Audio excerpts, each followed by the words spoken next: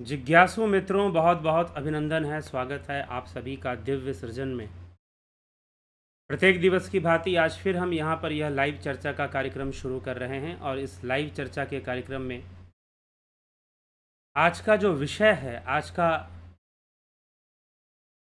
है, इंग्लिश में लिखा हुआ है evolution from emotional plane to spiritual plane. जी हाँ, जीवन का एक बहुत ही महत्वपूर्ण विषय है इवोल्यूशन। इवोल्यूशन का अर्थ है विकसित होना, इवॉल्व हो जाना, डेवलप हो जाना, विकसित हो जाना। तो अब यह विकसित होने का उद्देश्य क्या है? दुखों का निवारण। अगर हम पतंजलि योग सूत्र के साधना पाद दूसरे पाद को अगर हम पढ़ते हैं तो वहाँ बताया गया कि दुखमय है संसार। सांख्य सूत्र भी कहता है संसार दुखमय है। और बुद्ध के जो 4 आर्य सत्य हैं उसमें पहला आर्य सत्य है कि संसार दुखमय है। संसार कहने का तात्पर्य क्या है? पहले तो यह समझना है कि संसार दुखमय है, यह कहने का तात्पर्य क्या है? कहने का तात्पर्य यह है कि संसार अर्थात यह भव सागर, यह भावनाओं का सागर, जो भावनाओं का सागर है, जो इमोशनल वर्ल्ड है, जो इमोशनल वर्ल्ड है अर्थात जहाँ पर आप इमोशंस में रहते हैं, जहाँ पर आप भावनाओं में रहते हैं, वो भावनाएं आपके दुख का कारण बनती हैं, सफरिंग का कारण बनती हैं। वो भावनाएं आपके दुख का कारण बन जाती हैं, वो भावनाएं आपके सफरिंग का कारण बन जाती हैं। अब वो भावनाएं कई रूप में हो सकती हैं, उसके अनेकों रूप हो सकते हैं। हो सकता है कि जीवन में या किसी परीक्षा में या बिजनेस में, व्यापार में आपको असफलता मिले तो वहाँ पर भी आपको दुख मिलेगा। रिश्ते नातों में आपको असफलता मिले तो वहाँ पर भी आपको दुख मिलेगा। तो ठीक है, सुख भी आता है लेकिन बहुत क्षणिक रूप में आता है और अंततः वह भी दुख के रूप में ही परिवर्तित हो जाता है। अंततः वह भी दुख के रूप में ही परिवर्तित हो जाता है। तो यह संसार दुखमय है, इसलिए कहा गया कि संसार दुखमय है।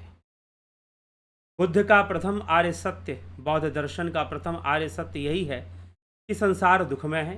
दुख है तो दुख का कारण है, कारण है तो उस कारण का निवारण है, और निवारण है अष्टांगिक मार्ग, जो महात्मा बुद्ध ने दिया था, अष्टांगिक मार्ग।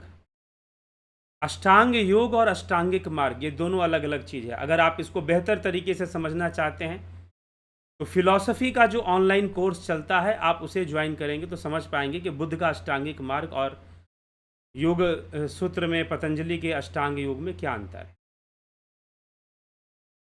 तो यह भव सागर, यह जो भावनाओं का सागर है, यही संसार भावनाओं का सागर है, यह संसार ही भव सागर है।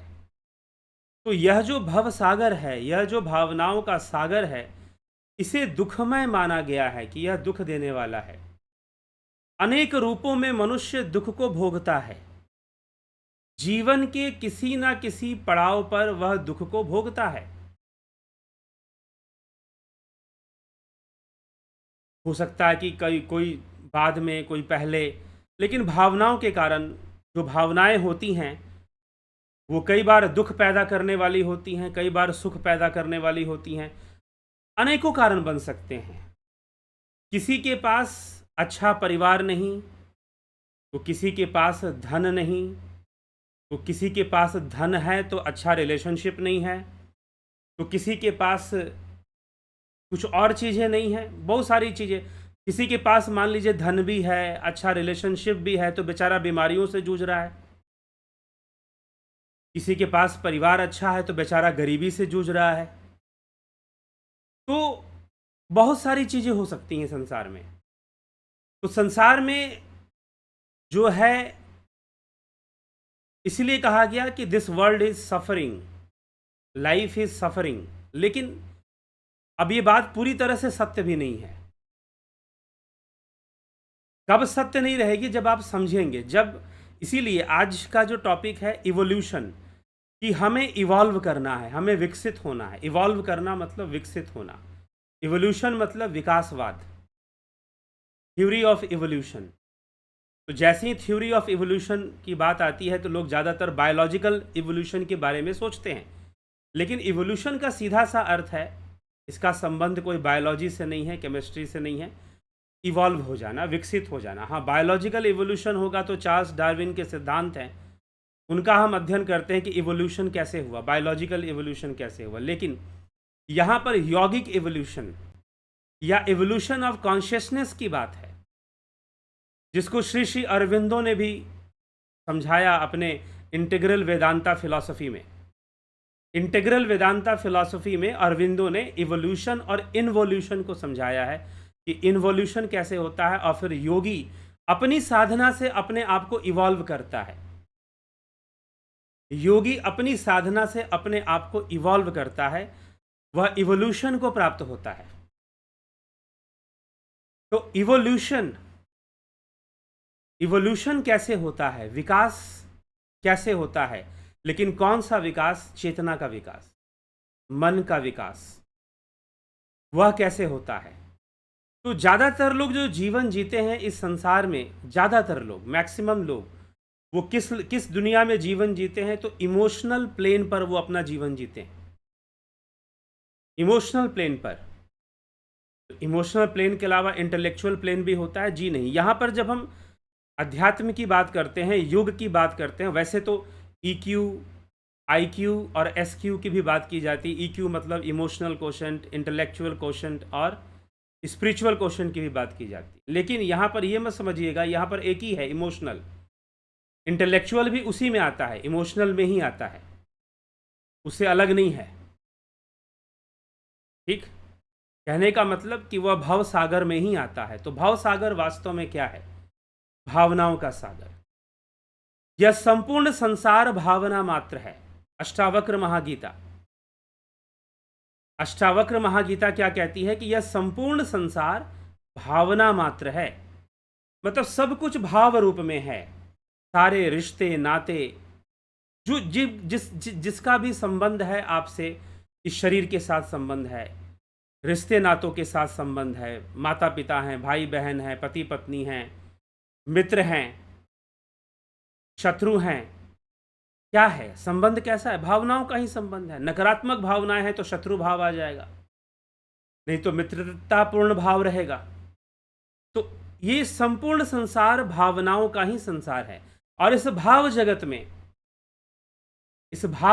के अंदर मनुष्य को कभी नकारात्मक भावनाओं का सामना करना पड़ता है, कभी सकारात्मक भावनाओं का सामना करना पड़ता है, कभी उसे बहुत सफरिंग महसूस होता है, कभी शरीर से भी सफरिंग हो सकता है, पीड़ित हो सकता है, कभी मन से पीड़ित हो सकता है,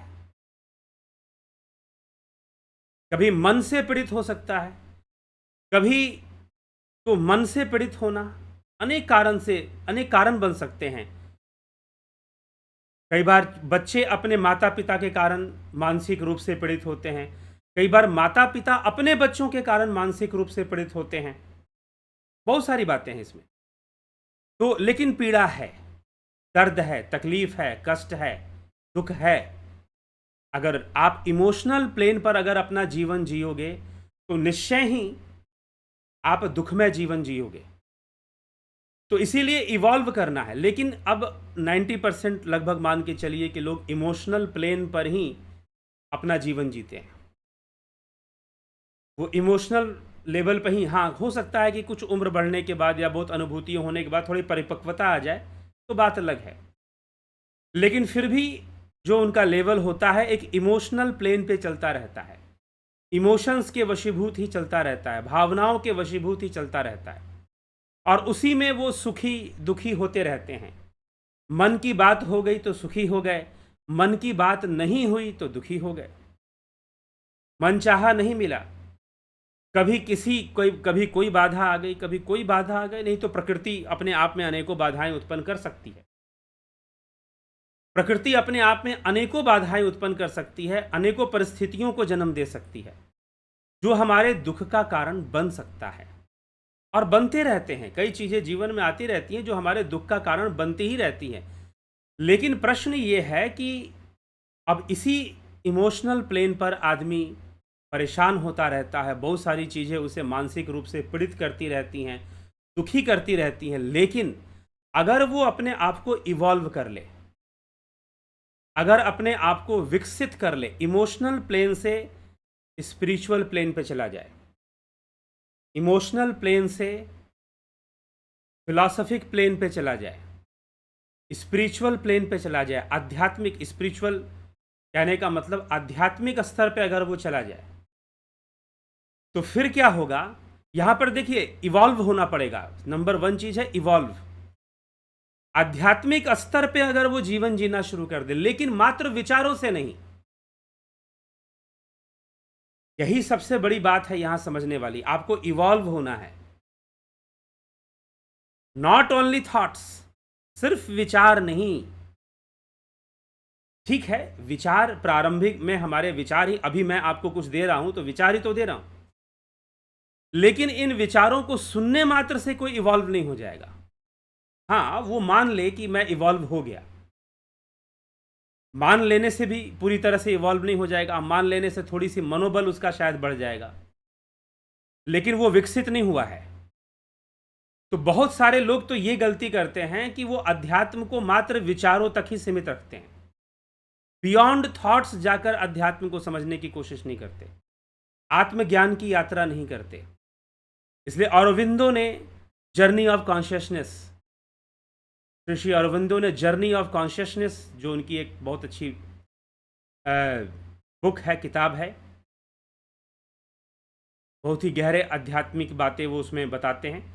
तो जर्नी ऑफ कॉन्शियसनेस की चेतना की एक यात्रा होती है, उसमें साधक जो है अपने आप को विकसित करता है, अपनी साधना से करता है, ध्यान योग से करता है। तो इवोल्यूशन तभी शुरू होगा जब ध्यान योग शुरू होगा। शुरुआत में हम विचारों को सहायक मान सकते हैं, लेकिन विचारों की दृढ़ता से सब कुछ बदल जाएगा ऐसा नहीं है, क्योंकि आप अभी जो आपकी चेतना है, अभी जो आपका मन है, उसी प्लेन पर ही अपने आप को मेंटेन करने की कोशिश कर रहा है। उस प्लेन को छोड़कर ऊपर उठने की कोई कोशिश नहीं कर रहा है, कोई प्रयास नहीं कर रहा है। समस्या यहां पर है। तो कई लोग सारी चीजें मात्र विचारों, लेकिन जो आनंद की अवस्था है वो विचारातीत है, भावातीत है। भावातीतम त्रिगुण रहितम, इसलिए कहा गया भावनाओं से परे, विचारों से परे, बियॉन्ड थॉट्स जाने की कला योग है। महर्षि पतंजलि योग दर्शन में, योग शास्त्र में जो विषय स्पष्ट करते हैं, और श्री श्री अरविंदो अपने इंटीग्रल योगा और इंटीग्रल वेदांता में वही इवोल्यूशन की बात करते हैं कि योगी होने का मतलब है इवॉल्व करना, योगी होने का मतलब विकसित होना, अपनी चेतना का विकास करना। और यह विकास किस डायरेक्शन में होता है? तो यह विकास जो है इमोशनल प्लेन से स्पिरिचुअल प्लेन की ओर होता है। इसका लाभ क्या होगा अगर आप इवॉल्व कर जाते हैं? अब इवॉल्व करने के लिए बहुत सारे शब्दों का प्रयोग है, जैसे कि बुद्धत्व, बोधिसत्व की प्राप्ति होना, अपदीपो भवः, अपना दीपक स्वयं बनो, यह है इवॉल्व करना, अपना दीपक। इसलिए पहले भी, अभी पीछे कुछ दिनों पहले, लगभग 2-3 हफ्ते पहले मैंने कुछ प्रेम संबंधी बातें की थी, तो लोगों ने पूछा कि सच्चा प्रेम क्या है? आप अपने आप में पूर्ण हो, लेकिन आपको अपनी पूर्णता का ज्ञान नहीं है। ओम पूर्णमदः पूर्णमिदं पूर्णात् पूर्णमुदच्यते पूर्णस्य पूर्णमादाय पूर्णमेव वशिष्यते। तो आप अपने आप में, प्रत्येक जीव अपने आप में एक तरह से समझिए कि पूर्ण है, लेकिन वो अपनी पूर्णता से अनभिज्ञ है। समस्या यहां पर है। और ये तभी संभव है जब वो आत्मज्ञान को, ध्यान को, जब वो ध्यान योग को अपना जीवन साथी बना ले। निरंतर ध्यान योग का अभ्यास वो करता ही रहे और ध्यान योग को वो अपना जीवन साथी बना ले, ध्यान योग शुरू कर दे, तो क्या शुरू हो जाएगा? इवोल्यूशन शुरू हो जाएगा। बिना ध्यान के नहीं होने वाला। इसलिए ध्यान कि बिना यह इवोल्यूशन, इसलिए शिव बैठे हुए हैं ध्यान में। कुछ लोग कहते हैं नहीं, ध्यान करने की कोई आवश्यकता नहीं है।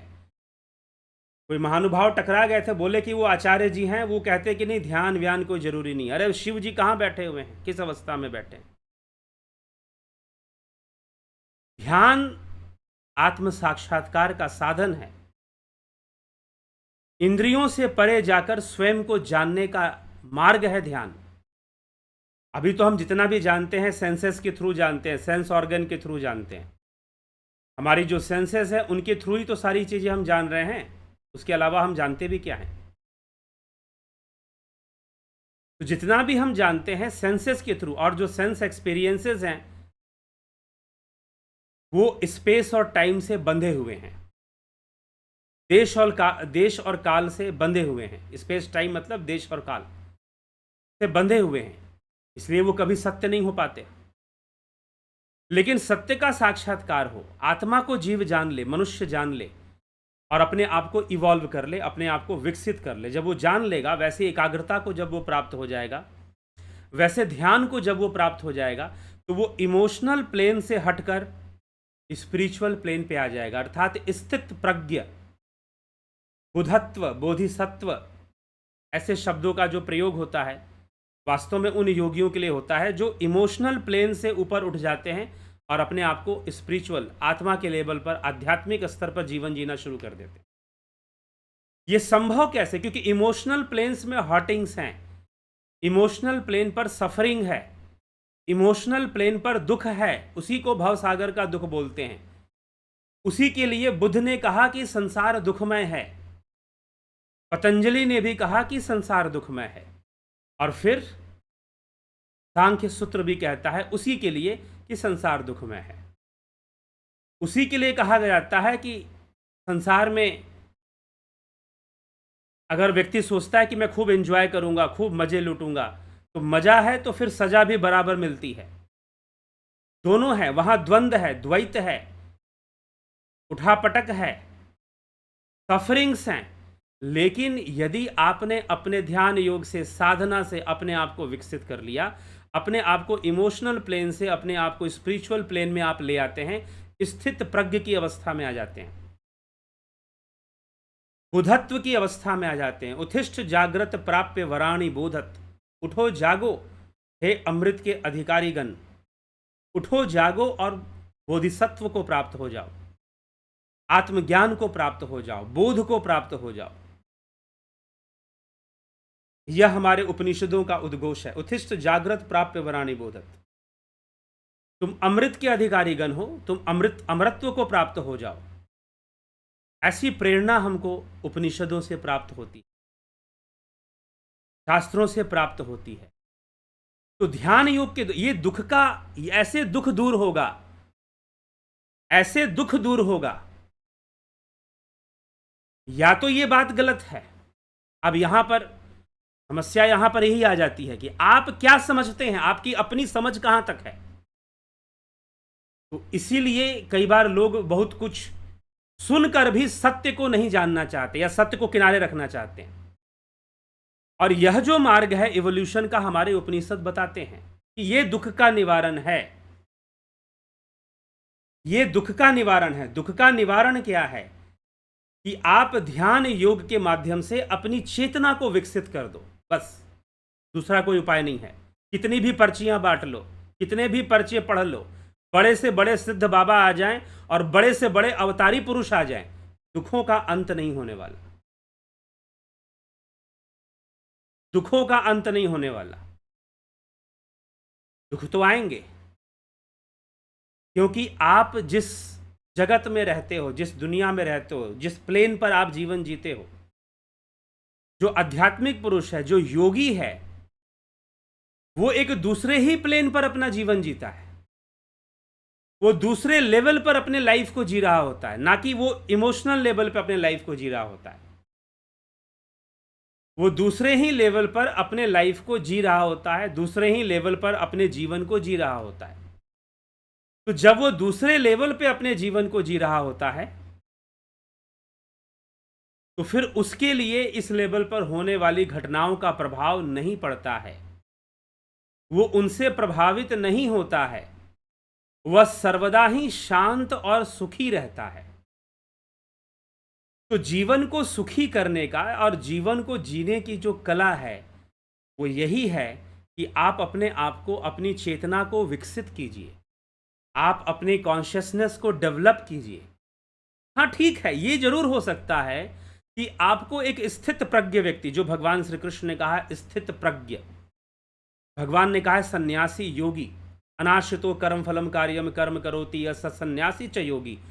वास्तव में यही स्थित प्रज्ञ ही सन्यासी, वही योगी बनता है, वही योगी कहलाता है।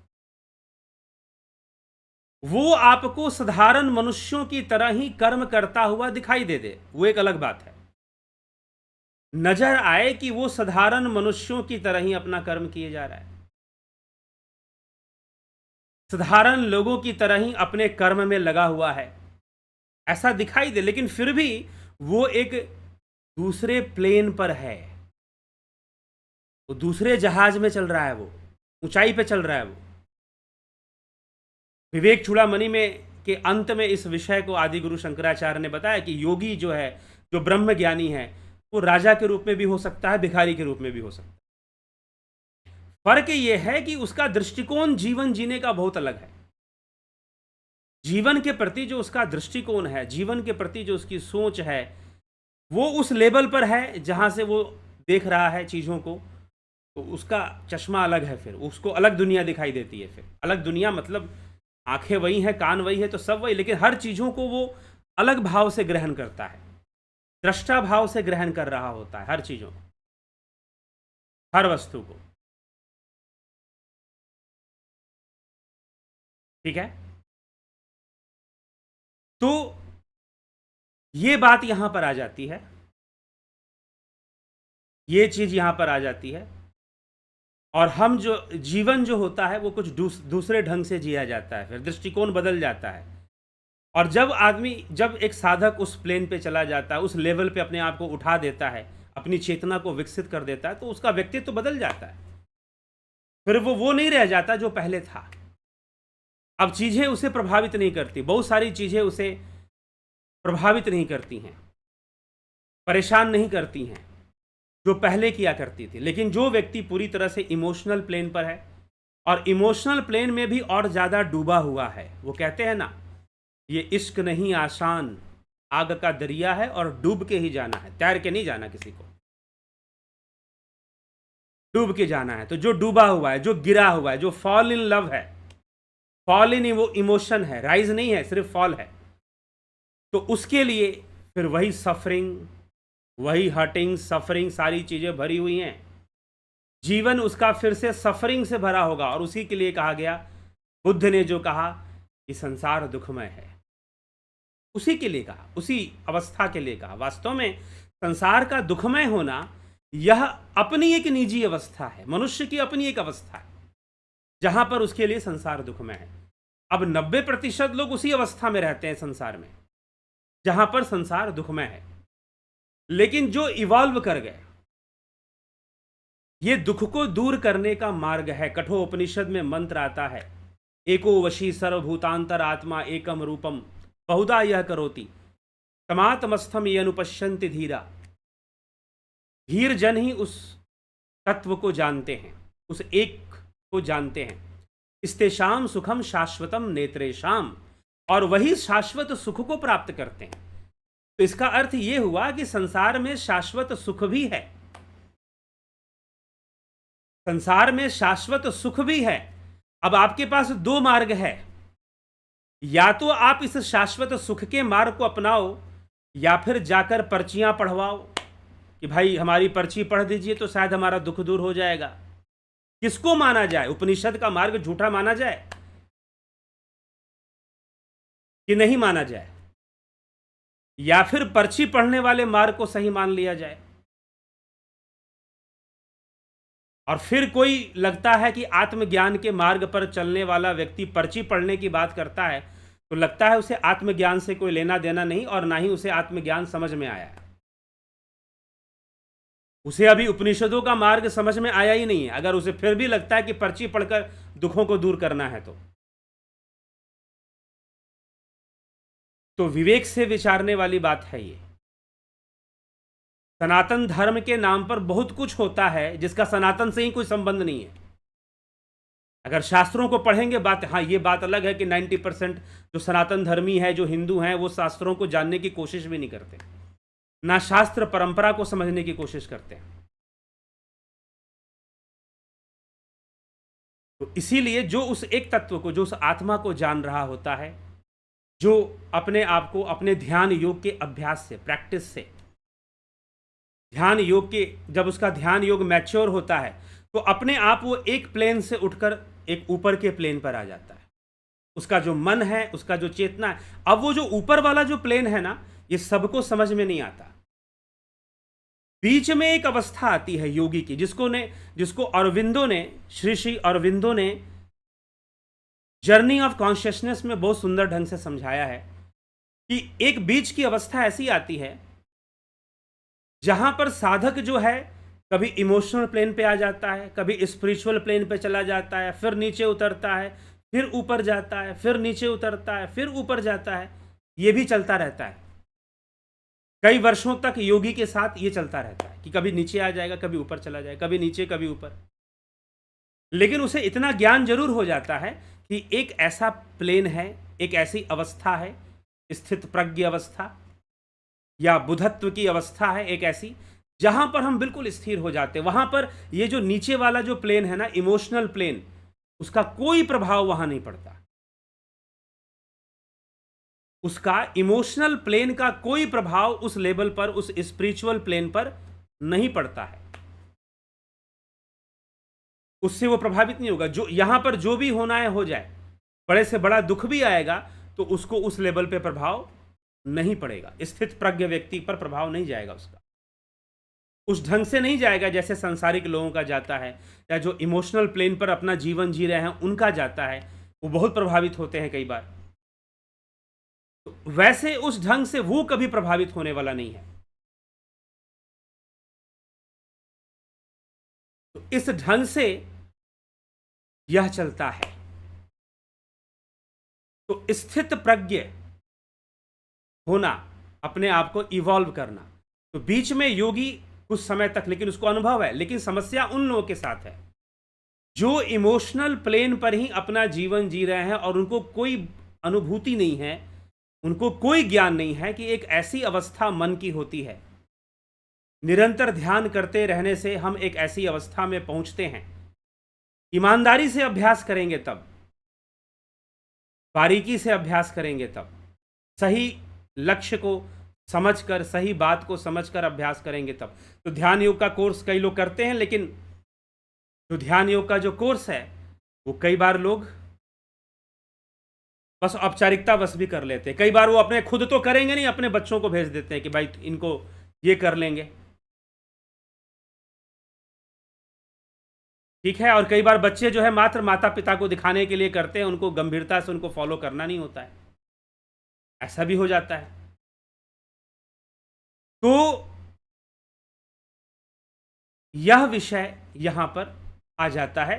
तो जो इमोशनल प्लेन पर है वो कभी समझ ही नहीं पाते हैं कि ऐसा भी कुछ है।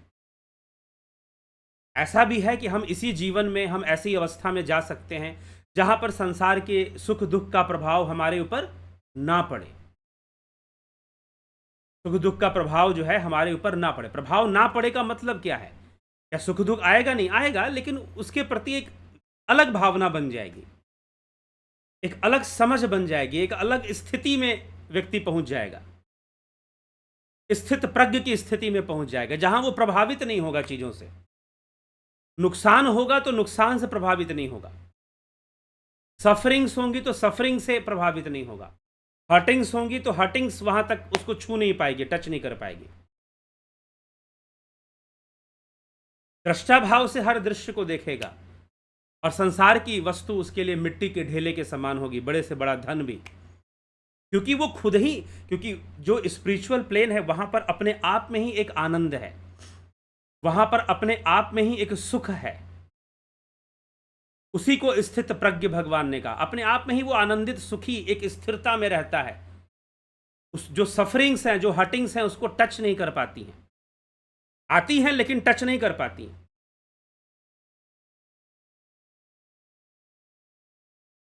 ठीक है। तो इस तरह से चीजें चलती हैं। तो हमें अपने आप को इवॉल्व करना है, इमोशनल प्लेन से स्पिरिचुअल प्लेन पे पहुंचना है, और यह संभव होगा जब गंभीरता से ध्यान योग का अभ्यास होगा। और जब आप ध्यान योग सीखेंगे, आदमी को कब लगता है, जब उसकी उम्र हो जाती है 45-50, तो उसको लगता है जितना सोचा था मैंने कि मैं बहुत सुखी जीवन जीऊंगा, उतना तो कुछ हो नहीं पा रहा है। अब मन में कामनाएं भी बहुत हैं, इच्छाएं भी बहुत हैं, सफरिंग्स भी हैं। तो फाइनली वो फिर सोचता है कि चलो मुझे अध्यात्म और इस तरफ भी ध्यान देना चाहिए, कुछ जानने की कोशिश करनी चाहिए। लेकिन यदि वो अर्ली एज में आ जाए, स्वामी विवेकानंद कहा करते थे, एक छोटा सा बच्चा जब मंदिर जाता है मुझे बड़ी प्रसन्नता होती है, लेकिन एक वृद्ध व्यक्ति एक बूढ़ा आदमी जब मंदिर जाता है मुझे थोड़ा दुख होता है। क्यों? छोटा सा बच्चा जाएगा, उसकी जिज्ञासा बढ़ेगी, जानने की कोशिश करेगा, धर्म क्या है, अध्यात्म क्या है, जीवन क्या है, मोक्ष क्या है, योग क्या है, भक्ति क्या है, जानने की कोशिश करेगा। लेकिन एक वृद्ध व्यक्ति, सारा जीवन बीत गया उसका मंदिर के ही चक्कर लगाते, अभी तक समझ में नहीं आया उसे,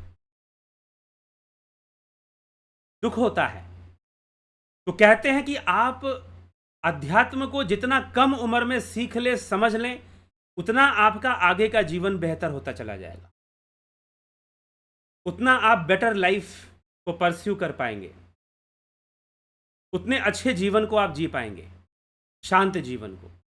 तो इसीलिए ध्यान योग, यह ध्यान योग का जो कोर्स है 20 जून से शुरू होगा।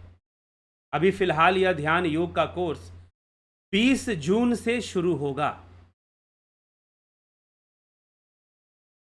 1 महीने का है, 1 महीने का यह कोर्स है। Guided meditation, transcendental meditation and spiritual healing, यह सब इसमें सिखाया जाता है। 2 मेंबरशिप है। कैसे ज्वाइन करना है? 9661802459 इस नंबर पर आप व्हाट्सएप मैसेज कर आप कांटेक्ट करेंगे।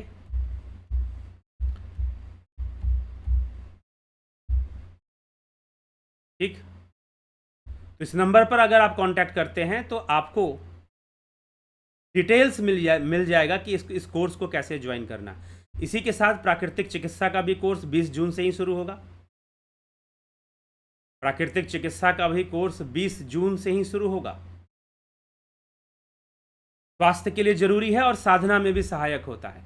तो ध्यान योग का जो कोर्स है 20 जून से, ये वही ध्यान योग है जो आपको इवॉल्व कर देगा, आपको इमोशनल प्लेन से उठाकर स्पिरिचुअल प्लेन पर ले जाएगा। ठीक है, आपको इमोशनल प्लेन से, भावनाओं के लेवल से उठाकर आपको आध्यात्मिक आत्मज्ञान, आपको कंसंट्रेशन, एकाग्रता और ध्यान के लेवल पे ले जाएगा। और वही सबसे बड़ा तीर्थ है।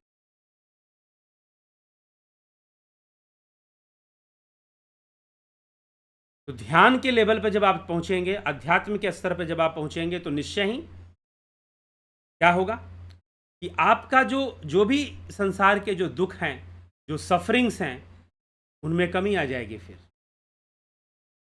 उनमें कमी आने लगेगी, फिर वो कम होने लगेगा। ठीक है, तो हमें यह बात समझना है, हमें यह विचार यहाँ पर समझने की हमको आवश्यकता है। तो इवॉल्व करना है। एक्चुअली में ध्यान योग का उद्देश्य क्या है? ध्यान योग का उद्देश्य है इवॉल्व करना, विकसित करना, अपनी चेतना को इवॉल्व करना है, या फिर कह लीजिए सरल भाषा में अपने मन को ही इवॉल्व कर देना है। मन जो इंद्रियों में ज्यादा लिप्त है, उसे आत्मा में, उसे स्व प्रकाश में लिप्त करना है, उसमें उसे लगा देना है मन को। तो धीरे धीरे निरंतर अभ्यास से, जैसे कि हम फ्रिज में पानी रख देते हैं, बर्फ बन जाता है, वैसे ही निरंतर प्रैक्टिस करने से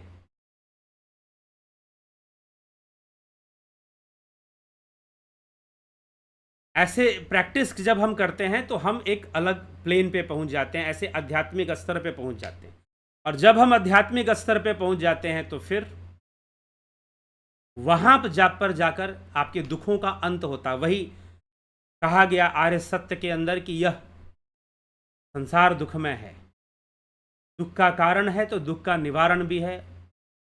उस निवारण को हमें जानना चाहिए। अगर हम वो निवारण क्या है, ध्यान योग का मार्ग, अष्टांगिक मार्ग हम कह लें, क्रिया योग का मार्ग हम कह लें, और ध्यान योग का मार्ग हम कह लें, एक ही बात है। तो यह जो ध्यान योग का जो मार्ग है, यही निवारण है, समाधान है,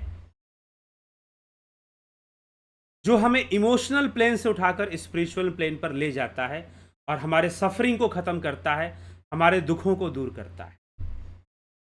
तो दुखों को दूर करने का भी यही मार्ग है कि आप अपने आप को इवॉल्व कर लीजिए, अपने आप को स्पिरिचुअली इवॉल्व कर लीजिए, आध्यात्मिक रूप से आप विकसित हो जाइए। हाँ, जिनकी पिछले जन्मों की साधना संपत्ति होती है, जैसे भगवान कृष्ण ने 6ठे अध्याय में श्रीमद् भगवद गीता में साधना संपत्ति की बात की है। तो जिनके पिछले जन्मों की साधना संपत्ति होती है, वह थोड़ा शीघ्रता से ही विकसित हो जाते हैं। लेकिन अगर साधना संपत्ति ना भी है, मात्र प्रारंभ ही है, शुरुआत ही है साधना की, तो भी यदि ईमानदारी से अभ्यास किया जाए, प्रयास किया जाए, तो निश्चय ही कोई व्यक्ति अपने आप को विकसित कर कर आध्यात्मिक लेवल पे पहुंच जाएगा, साधना संपत्ति ना भी हो तो भी। ठीक है, साधना संपत्ति ना भी हो तो भी वो अपने आध्यात्मिक लेवल तक पहुंच जाएगा, अगर अच्छे से अभ्यास करे तो। हाँ, जिनके पिछले जन्मों की साधना संपत्ति है उनको सपोर्ट मिल जाएगा, लेकिन अभ्यास फिर भी करना पड़ेगा, प्रैक्टिस फिर भी करना पड़ेगा। तो एक और बात खुलकर आती है कि मान लीजिए कि आप इवॉल्व पूरी तरह से नहीं भी हो पाए, तो भी आपका जो ध्यान योग का अभ्यास है वो कभी व्यर्थ नहीं जाएगा। आपका जो ध्यान योग का अभ्यास है वो कभी भी वेस्ट नहीं जाने वाला। क्यों नहीं जाने वाला? क्योंकि जो भी प्रैक्टिस करेंगे और उससे जो भी इवोल्यूशन होगा वो आपके साथ जाएगा, आफ्टर डेथ भी आपके साथ रहेगा। आफ्टर डेथ भी आपके साथ रहेगा। क्या साथ रहेगा? साधना संपत्ति। जो आपकी साधना संपत्ति है वो आपके साथ रहेगी।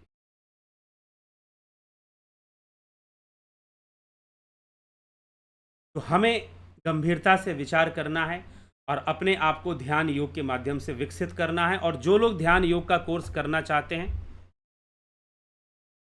जरूर वह 20 जून से कोर्स को ज्वाइन कर लें। ठीक है, 20 जून से कोर्स को ज्वाइन कर लें। ज्वाइन करने के लिए क्या डिटेल्स चाहिए वो आपको नंबर जो दिया गया है उस नंबर पर ही आपको संपर्क करना है। वो नंबर पर आप व्हाट्सएप मैसेज करेंगे और व्हाट्सएप मैसेज कर कर आप डिटेल्स ले लेंगे कि हमें कैसे ज्वाइन करना है, किस प्रकार से ज्वाइन करना है, आप डिटेल्स ले लेंगे।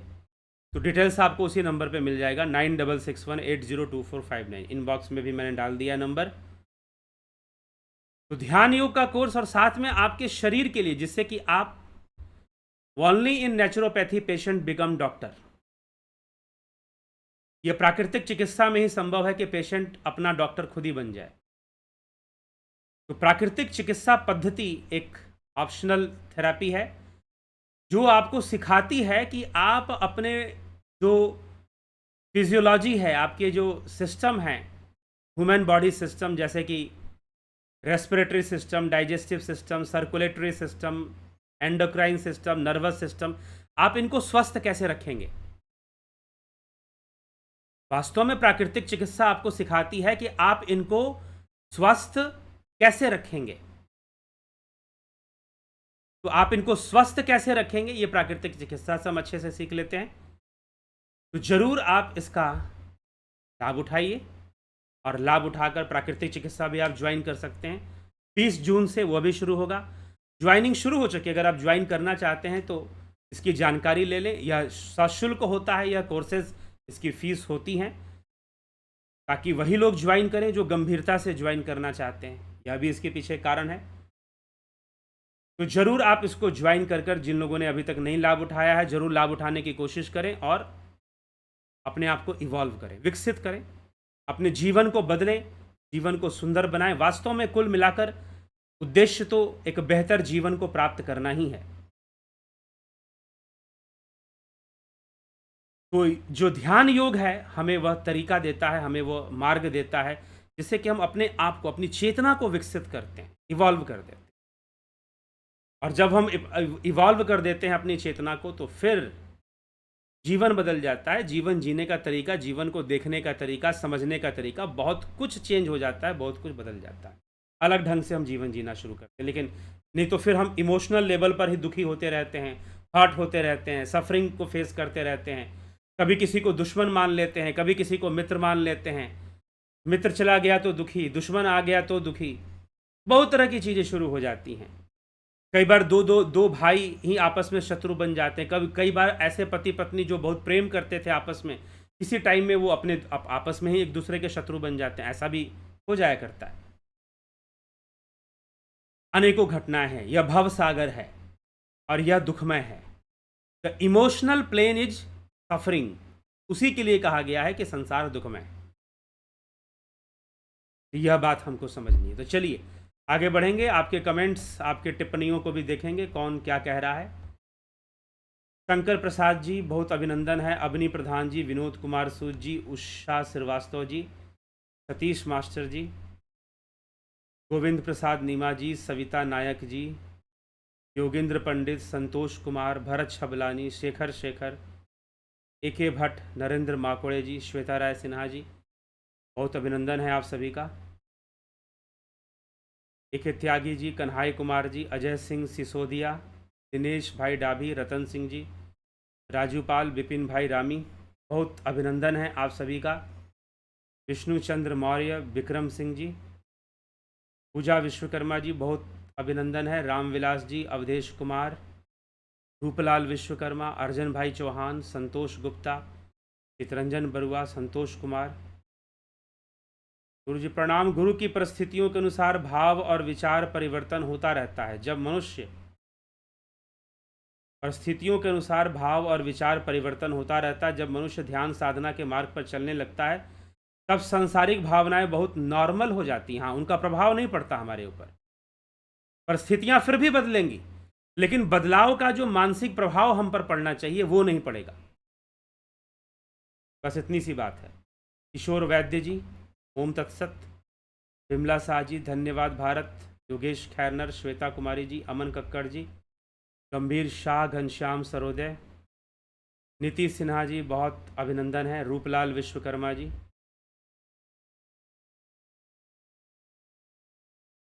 समाज में फैले ऐसे कौन से शब्द हैं जिसने सनातन धर्म को नुकसान? ऐसे तो बहुत सारी हैं। मैं कहता हूँ, कई बातें मैं कहता हूँ, बीच बीच में बताता रहता हूँ।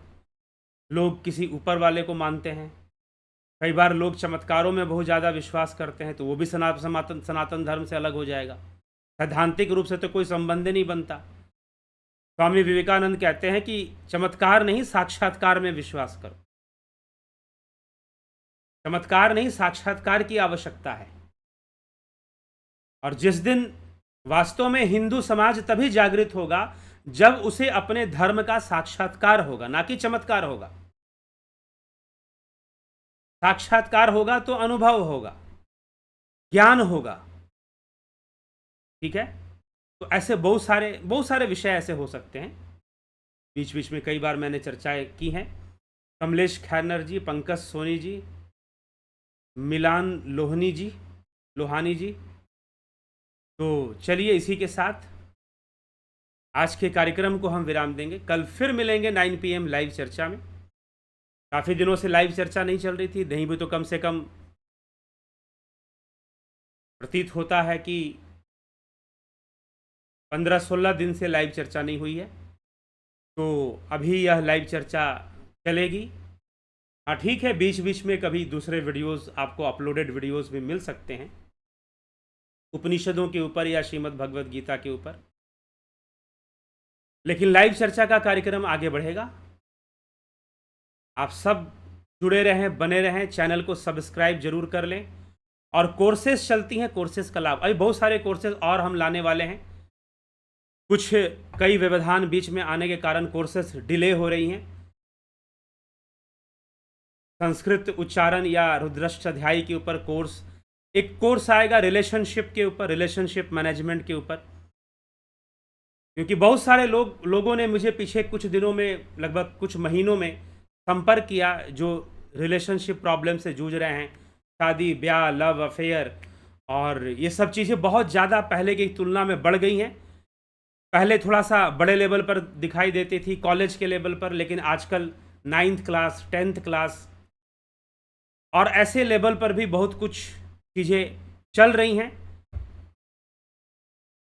लेकिन कोई गाइडेंस नहीं है, कोई दिशा नहीं है युवाओं के पास। बाकी हर मामले में दिशा है, खाने पीने के मामले में दिशा है कि खाना पीना कैसे चाहिए, कपड़े कैसे पहनने चाहिए, डायरेक्शंस हैं, लेकिन कई बार इस मामले में कोई डायरेक्शन नहीं होता, ना यूथ के पास, ना लोगों के पास, और बहुत लंबे समय तक वो मिसगाइडेड रहते हैं। जीवन में बहुत लंबे समय तक मिसगाइडेड लाइफ जीते हैं। ठीक है, तो इसलिए लोगों की सहायता इस मामले में भी की जा सके और उन्हें सही रास्ता दिखाया जा सके, तो बहुत बड़े लेवल पर यह कोर्स आएगा। भविष्य में उसकी तैयारी चल रही है, कोर्सेज बनते हैं, वीडियोस रिकॉर्ड होती हैं, कोर्सेज को सही से सीक्वेंस में बनाया जाता है। अभी जो कोर्सेज हैं वो ज़्यादातर आपको ध्यान योग तो है ही, प्राकृतिक चिकित्सा और फिलॉसफी का कोर्स चलता है, लेकिन कई ज़रूरी कोर्सेज जो जीवन को सुधारने के लिए ज़रूरी है, जीवन को बेहतर बनाने के लिए ज़रूरी है, उन कोर्सेज को हम लाएंगे, और जो स्कूल कॉलेज में पढ़ाई नहीं जाती है और शायद कभी पढ़ाई भी ना जाए, ऐसा ही लगता है। और शायद अगर पढ़ाई भी जाएगी तो वो शायद इतना फॉर्मल हो जाएगा। अब जैसे स्कूल में जितनी भी बात बच्चे लोग पढ़ते हैं, कॉलेज में किस लिए पढ़ते हैं? To pass the exam and to get the job. हम एग्जाम क्लियर करें और हमें नौकरी मिले, लेकिन हम जीवन जीना सीख पाएं, इसकी तरफ ध्यान कई बार नहीं होता है। तो कई चीज़ें जो हैं आपको, जो इस मंच से, ऐसे मंच से इतनी गंभीरता से मिल जाएंगी, शायद वो स्कूल कॉलेज में मिलना असंभव है। और लोगों का जीवन बहुत ज़्यादा व्यथित है, होते जा रहा है। ये जनरेशन भुगत रही है, आने वाली जनरेशन और भुगतेगी शायद। हाँ ठीक है, रिसाइकलिंग होती है, वो भी होगी, लेकिन अगर व्यक्ति समझदार, अगर उन्हें एक सही ज्ञान मिले, सही दिशा मिले, तो हो सकता है कई युवाओं का जीवन बच जाएगा, बर्बाद होने से, समय बर्बाद होने से उनका बच जाएगा। नहीं तो बहुत सारी बातें तब समझ में आती हैं जब आप मिडिल एज में पहुंचते हैं, 40 के एज में पहुंचते हैं। 40 का एज, 40 प्लस जब आप चले जाते हैं मिडिल एज में, 50 साल की उम्र जो होती है, लगभग 45 से 60 साल, कहते हैं कि ज़िंदगी के खूब मज़े लेंगे, हमारे पास खूब पैसा आ जाएगा और हमारी शादी अच्छी हो जाएगी और ये हो जाएगा, वो हो जाएगा। लेकिन 50 साल की उम्र में समझ में आता है कुछ हुआ तो नहीं वैसा, जितना सोच रहे थे वैसा तो ढंग से हो नहीं पाया। और कई बार व्यक्ति बहुत सारी चीज़ों को सफ़र भी कर रहा होता है, कई बार अपना बहुत भारी समय बर्बाद कर देता है और फिर पछताता है समय बर्बाद कर सोचता है कि समय से अगर कुछ हम जान लिए होते तो शायद अलग बात होती, जीवन कुछ और हो जाता। मुझे कई ऐसे वृद्ध लोग मिलते हैं, मैं आपको बताऊं, कई ऐसी वृद्ध माताओं ने, बुजुर्गों ने मुझे ये कहा, मुझसे वो कहते हैं कि आप इन बातों को जिस उम्र में समझ रहे हैं, अगर हम समझ गए होते तो शायद अपने जीवन को और बेहतर बना लेते और सुंदर बना लेते। कई बार ऐसा लोग मुझे कहते हैं कि अगर हम कई बातों को अगर समझ गए होते, उस समय हमने ध्यान दिया होता थोड़ा सा अध्यात्म की तरफ, जीवन की तरफ, लेकिन हमने ऐसा नहीं किया और सोचा कि शायद हम बहुत कुछ कर लेंगे या हो जाएगा, लेकिन नहीं, बाद में बहुत सारी पीड़ा और सफरिंग को भी हमें फेस करना पड़ा। अगर हम पहले समझे होते तो अपने जीवन को बहुत बदल लेते हैं, अपने जीवन को बहुत सुधार लेते हैं। ऐसा लोग खुद कहते हैं, कई बार ऐसी बातें लोग मुझसे करते हैं। तो इसीलिए ज़रूरी है कि, और इस समय पूरी तरह से जब आजकल के समाचार न्यूज़ हम देखते हैं तो युवा पीढ़ी जो है इस मामले में बिल्कुल दिशाहीन है। उसे कैसे रिलेशनशिप में जाना है, किस तरह से आगे बढ़ना है, बिल्कुल दिशाहीन होता है। कोई गाइडलाइंस नहीं होती, कोई गाइडेंस होता भी नहीं है, ना वो जानने की कोशिश करते हैं, और कई बार ना माता पिता समझा पाते हैं, ना टीचर समझाते हैं, प्रॉब्लम्स होती है। चलिए, हमारा उद्देश्य यही है कि लोगों का जीवन बेहतर हो। श्री अरविंदो ने कहा था कि यह पूरा विश्व एक परिवार की तरह हो जाएगा, वसुधैव कुटुंबकम तभी सिद्ध होगा जब 75% लोग इवॉल्व हो जाए, उनकी चेतना विकसित हो जाए, वो इमोशनल प्लेन से उठकर स्पिरिचुअल प्लेन में अगर आ जाएंगे तो सारी दुनिया बदल जाएगी। फिर वसुधैव कुटुंबकम स्थापित हो जाएगा, क्योंकि प्रत्येक व्यक्ति एक दूसरे का ख्याल रखेगा, एक दूसरे को लूटने की कोशिश नहीं करेगा, कि वो जान जाएगा कि लूटने से ना तो वो सुखी ना मैं सुखी, सुख किसी को नहीं मिलना है। तो परिवार की भावना फिर विकसित हो जाएगी, वसुधैव कुटुंबकम की भावना विकसित हो जाएगी। इवॉल्व होना जरूरी है, विकसित होना जरूरी है। इसलिए ध्यान योग करिए तो इवॉल्व होने के लिए करिए। इमोशनल प्लेन से उठकर स्पिरिचुअल प्लेन पे जाना है, स्थित प्रज्ञ अवस्था में जाना है, बुद्धत्व की अवस्था में जाना है, तब जाकर लाभ होगा। और यही दुखों से निवारण का मार्ग है, दुखों से मुक्ति का यही मार्ग है। हमारे उपनिषदों और वेदों का यही मार्ग है। तो उस मार्ग से हम चलें, और आपको इस चैनल के माध्यम से वही मार्ग मिलता है, ध्यान योग का मार्ग मिलता है। 20 तारीख से शुरू होने वाले इस ध्यान योग का, 20 जून 2023 से शुरू होने वाले इस ध्यान योग का आप अवश्य लाभ उठाइए। चलिए, इसी के साथ विराम देते हैं, कल फिर मिलते हैं 9 PM लाइव चर्चा में। बहुत बहुत आभार आप सभी का। ओम तत्सत।